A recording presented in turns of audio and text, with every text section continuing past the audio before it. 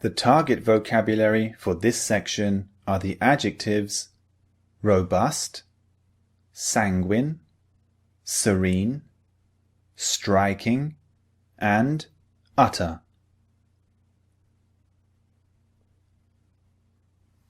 Time to master 5 more adjectives. Let's have a look at number 1. Word number 1 is robust, which means very healthy or very strong. For example, you need to be fit and robust to play the tough and demanding sport of rugby.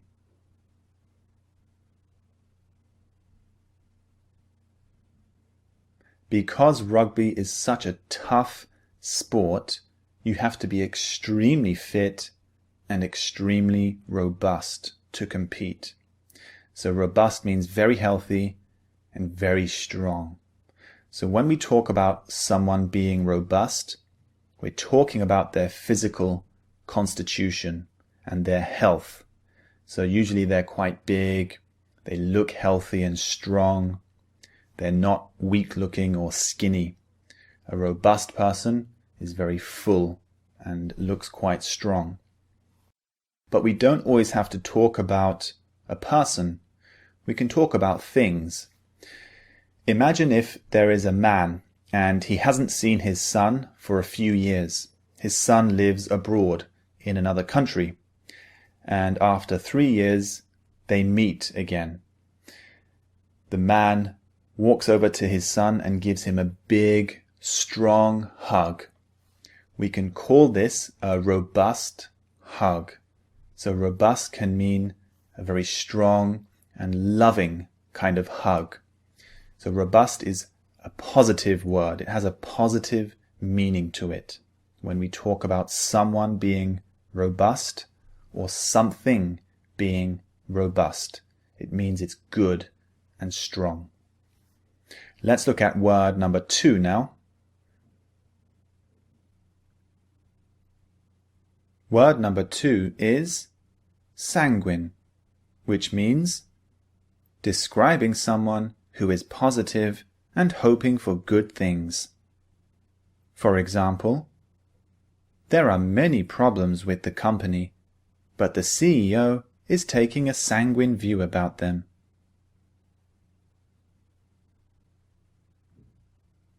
The CEO is very sanguine about this company. He thinks he can overcome these problems and he's hoping for a positive outcome. He's hoping for good things. So he's taking a sanguine view. On the other hand, if I invest lots of money in a company, I'm hoping for good things. I think the company will do really well. But my friend says, no, don't invest in this company. I don't think it's going to do well. I'm not as sanguine as you. He's saying he doesn't think anything good is going to happen. In fact, he thinks the company will do badly. He's not as sanguine as I am. So he's saying, don't invest your money. So sanguine is talking about the future, hoping for good things.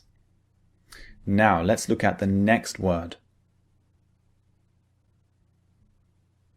Word number 3 is serene, which means peaceful and calm. For example, the beautiful woman had a serene smile that caught the attention of everyone she met. This woman's smile is serene. It's very calm, peaceful, and beautiful looking. So we can describe a smile like this. When I go walking in the forest nearby, it's very calm, peaceful, relaxing, and beautiful. So I can describe the forest as serene. I like going for a nice walk in the serene forest nearby. So serene has a very calm and relaxing kind of feel to it. Now let's look at word number 4.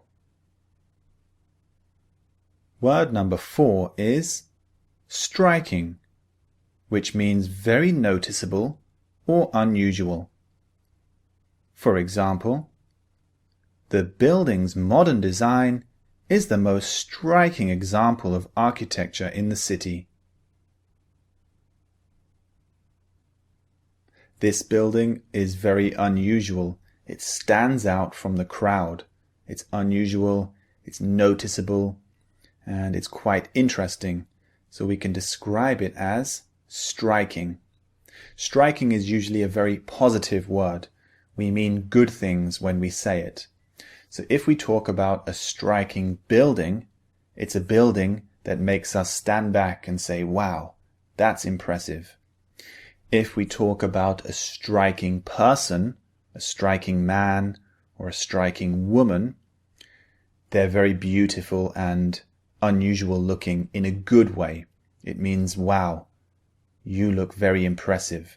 For example, a man with beautiful blonde hair, blue eyes, very tall would be striking. It means he looks very impressive and he stands out from the crowd. So it's a very positive meaning. Now let's look at word number 5. Word number 5 is utter, which is used to emphasize a large amount of something. For example, lying on the beach in the sun and listening to the sounds of the waves was utter heaven.